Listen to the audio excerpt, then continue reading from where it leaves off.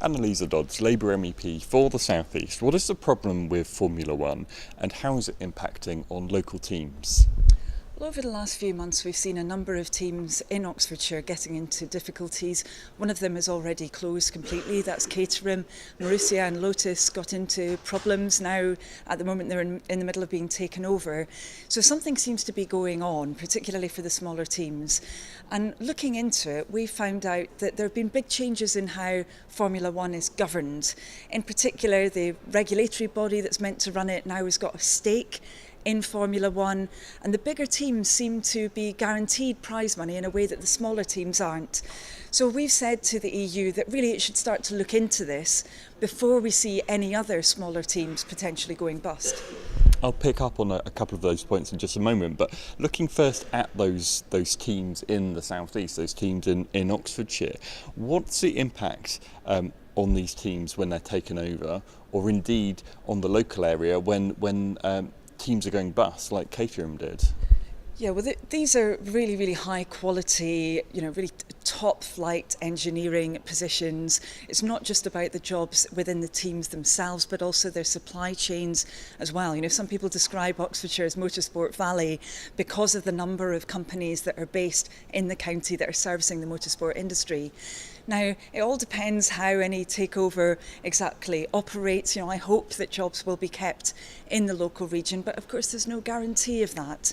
And really, I think we need to preserve that diversity of different teams, both for the jobs, but also for people who enjoy watching Formula One as well.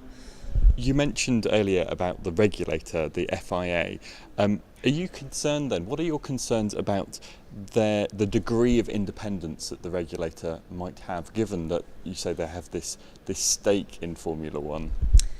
Yeah, we've asked the EU to look into the situation with the Fédération Internationale de l'Automobile, FIA, that's the regulatory body for all motorsport. We think it's a little bit strange, potentially, that now that regulatory body has got a stake, it actually owns a bit of Formula One. And it seems to us that's a little bit like, say, a regulator of food safety owning some of McDonald's. It's a bit strange. We would like the European Commission, so the civil service for the EU, to look into this to see if there's a problem with competition there.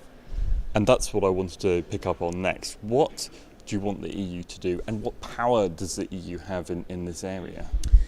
Yeah, well, the EU's got quite a lot of powers when it comes to ensuring that there's fair competition.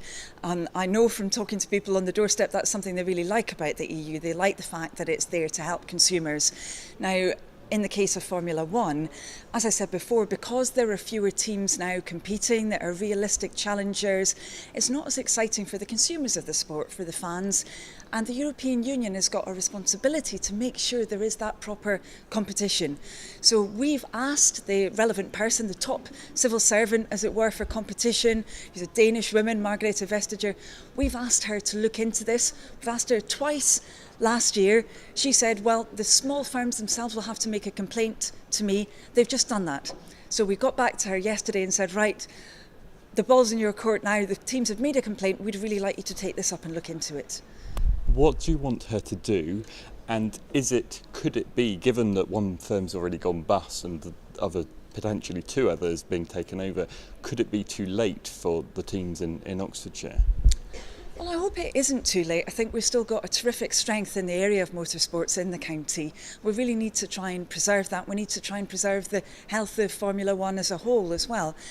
So I don't think it's too late. I think the most important thing, though, is that we get a proper investigation into what's going on. I don't know exactly how decision making is operating. I don't know if it is anti-competitive or not. I want the experts to look into it. So I want the EU to take this up and investigate it properly. And if you can get that investigation, what will it mean for Oxfordshire? How will it ensure things are on a level playing field, perhaps? Well, it all depends really what they find out. I mean, we've had other cases that the EU has looked into where they found that there's so-called anti-competitive behaviour, where the market isn't being respected properly, where consumers aren't being treated properly, and then action has had to be taken to sort that out. Now, that might be the case with this, or the EU may say, well, actually, we think everything is okay. Problem is, at the moment, though, we don't know what the situation is. So I want them, as I said before, to look in, to investigate into this area of Formula One, to find out whether there really is a level playing field for the smaller teams or not.